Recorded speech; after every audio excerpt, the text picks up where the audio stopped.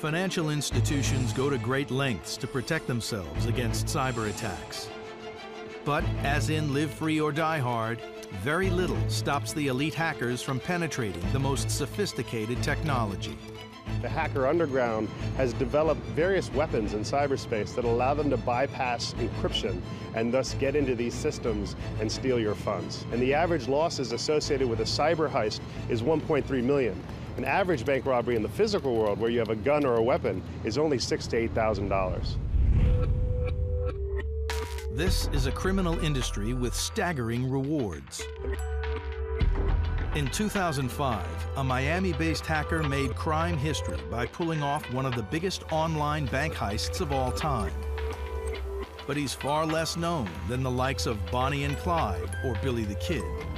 Hacker Alberto Gonzalez would drive through Miami shopping districts, hacking into stores' wireless networks. He wasn't stealing their money. He was fishing for credit card numbers. And he'd struck the mother lode. He broke into a retailer through one of their stores and got back to the corporate headquarters, where there was a lot of credit card information all stored in one database in one place. Once Gonzalez had hacked his way into the corporate head office, he would download tens of thousands of customers' credit card details. Gonzalez then sold the stolen credit card details onto Eastern European cyber criminals.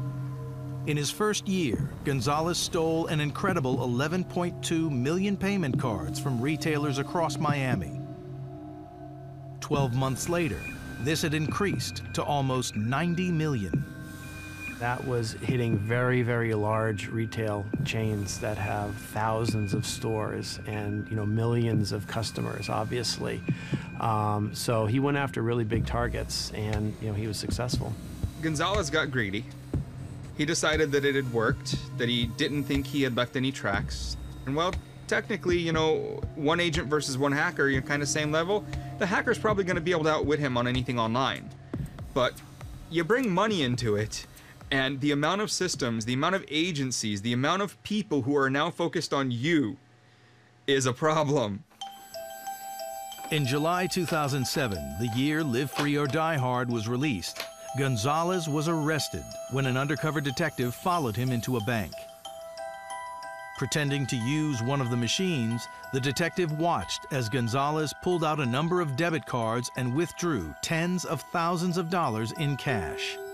Following months of interrogation, authorities also found he had access to over 43 million stolen credit card numbers.